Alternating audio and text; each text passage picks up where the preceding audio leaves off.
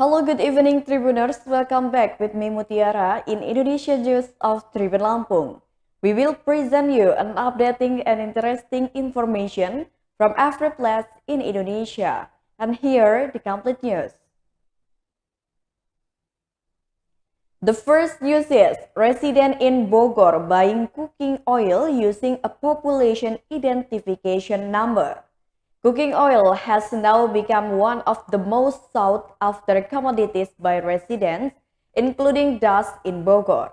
In fact, to get bulk cooking oil, residents are required to provide personal data in the form of a population identification number on their identity card, as happened at the bulk cooking oil agent located in Cimanggu Park, Tanah Sareal District, Bogor City.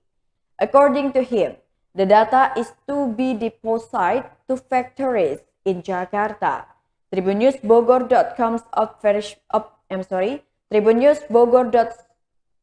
observation was at the location on Friday, March 25, 2022. Since this morning, many residents had lined up to get bulk cooking oil at the agency. On the other hand, the distributor manager sets the time for the distribution of Quayu numbers starting at 7 o'clock a.m. To overcome the density in the bulk cooking oil distributor area, two stages were carried out, namely stage 1 starting at 7 o'clock until 11 o'clock a.m. and stage 2 starting at 1 o'clock p.m. until finished.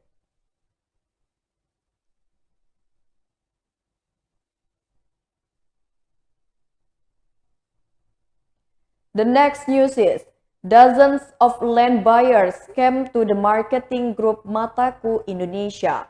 Dozens of land buyers visited the marketing of the Mataku Indonesia group, which is located in Sirnagali Village, Megamendung Village, Megamendung District, Bogor Regency, on Friday, March 25, 2022 in the afternoon.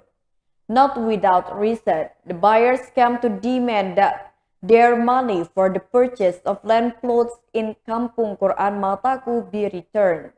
One of the land buyers from Serang, Banten, Syamsuddin, said that this claim began with their suspicions about the land he bought. According to him, there are several rights that until now he and other buyers have left, especially the physical form of the land itself.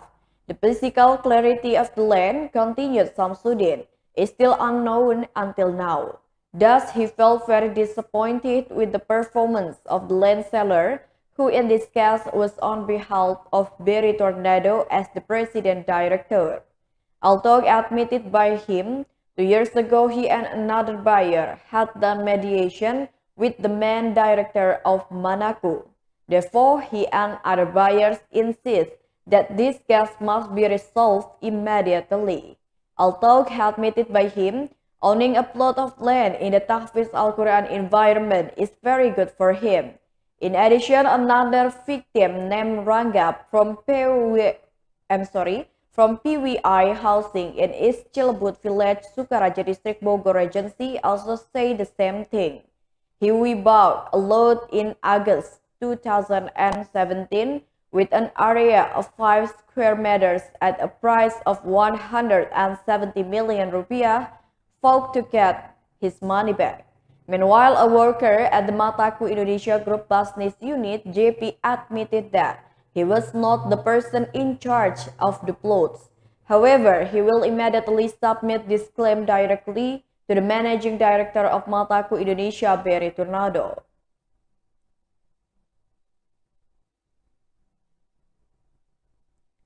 The next news is, flight service on the Malinau-Longbawan Nunukan route was delayed for 2 weeks. Susi Air's pioneering flight service for the Malinau route to Longbawan Nunukan was delayed for about 2 weeks. This afternoon, a number of passenger representatives met with the representative of Susi Air's management at the Colonel R.A. Basing Malinau Airport Terminal. Prospective passengers asked for clarification regarding the causes and solution for the delayed flight pioneering the Malinau route to Longbawan Nunukan.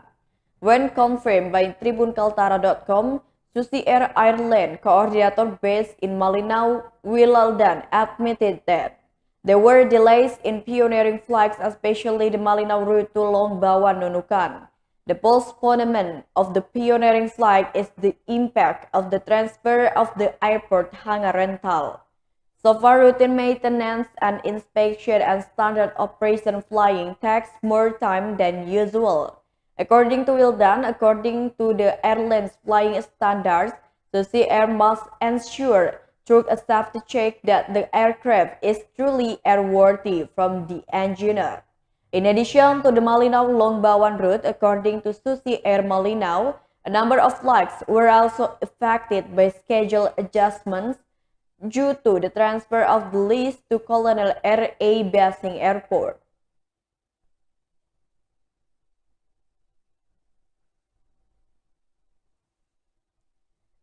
And the next news is, residence buildings in the Pasir Padi Beach area will be demolished by the government.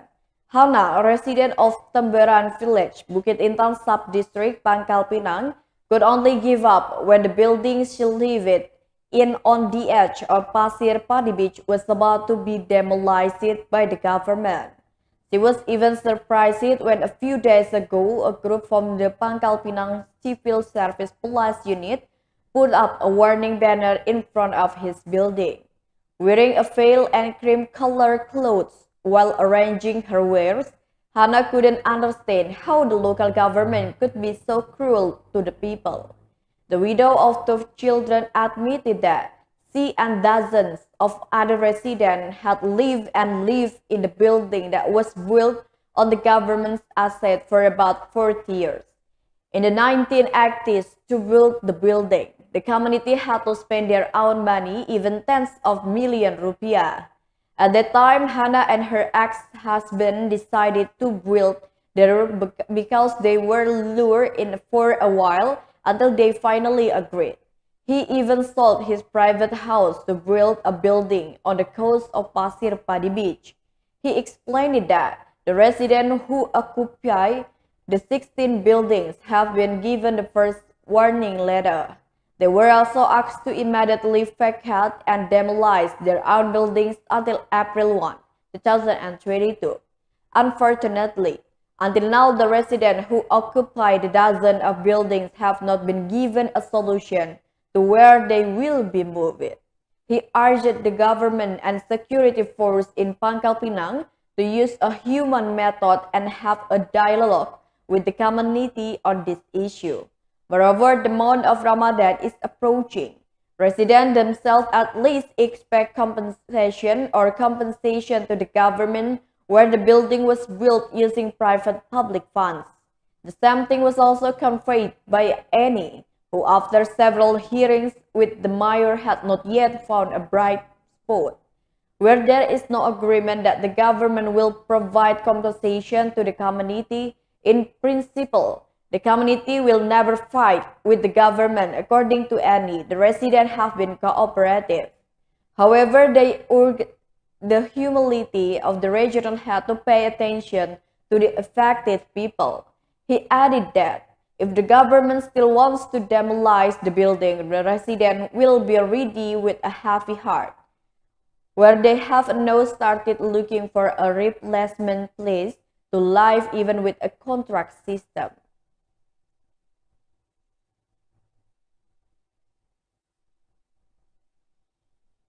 The next news is, the village connecting route in Tapin district has collapsed. The connecting route from Gadung Hilir village to Masta village, Bakarang district, Tapin Regency was completely cut off on Friday, March 25, 2022. The road collapsed due to strong currents or was hit by floods that occur in the village. This condition causes road users, especially four-wheelers, to not be able to pass through the road. Monitoring banjarmasinpost.co.id at the location, the local community has provided warning signs to make it easier for road users to be careful. In addition, the community has also prepared a crossing board for a driver of two-wheeled vehicles. A resident, Basir, said that the road was cut off due to the heavy flood yesterday and currently only two wheels and pass this road.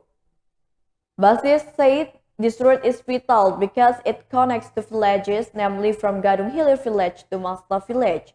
He also said that, apart from that, specifically in this area, the concept of road construction should be paid more attention because this area is swampy. Meanwhile, the head of Bina Marga Public Works and Public Housing of Tapin Regency, Taufik Hidayah, when confirmed, said the team had been there and would be handled temporarily. Taufik said that, while for permanent repairs, they are still waiting for the amendment to the regional revenue and expenditure budget.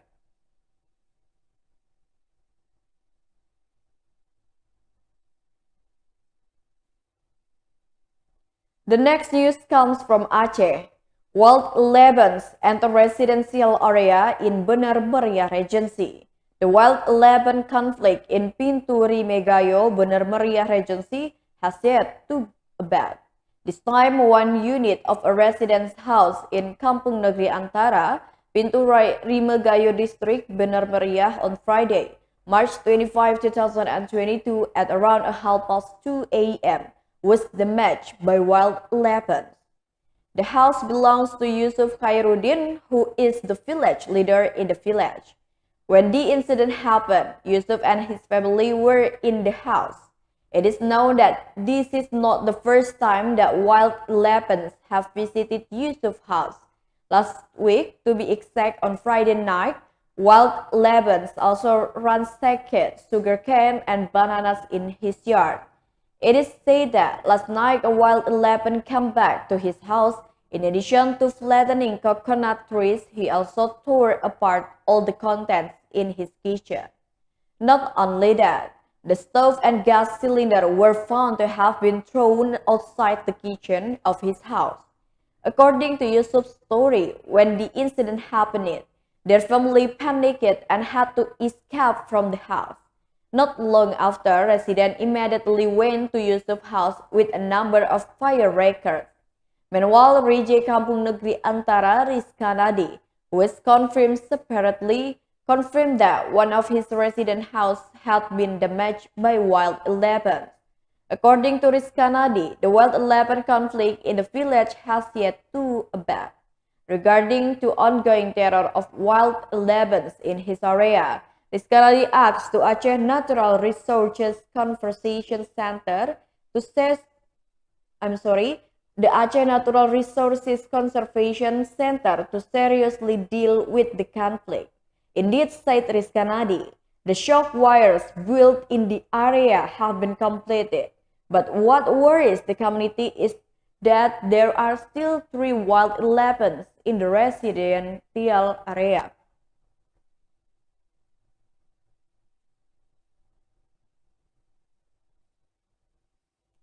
And the last news comes from Jakarta. A man found dead in a car in apartment.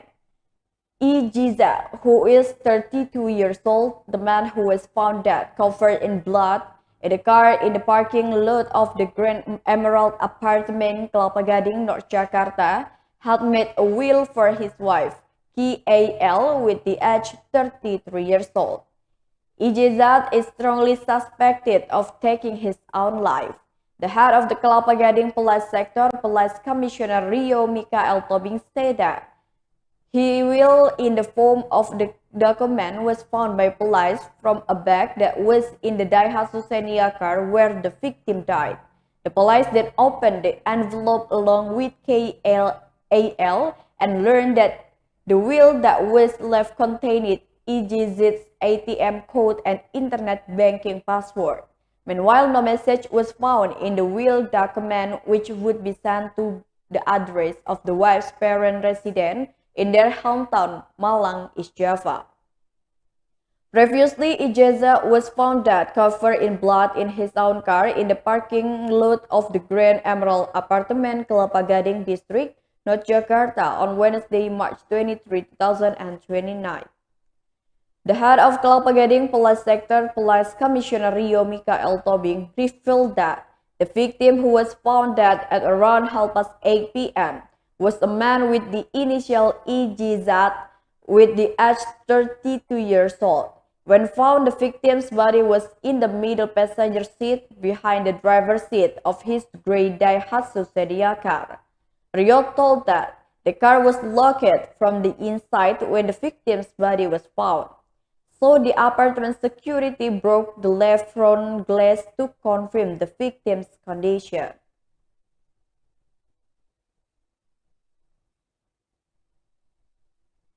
Well, that's all the news for today with me, Mutiara. Thank you for watching and have a nice day.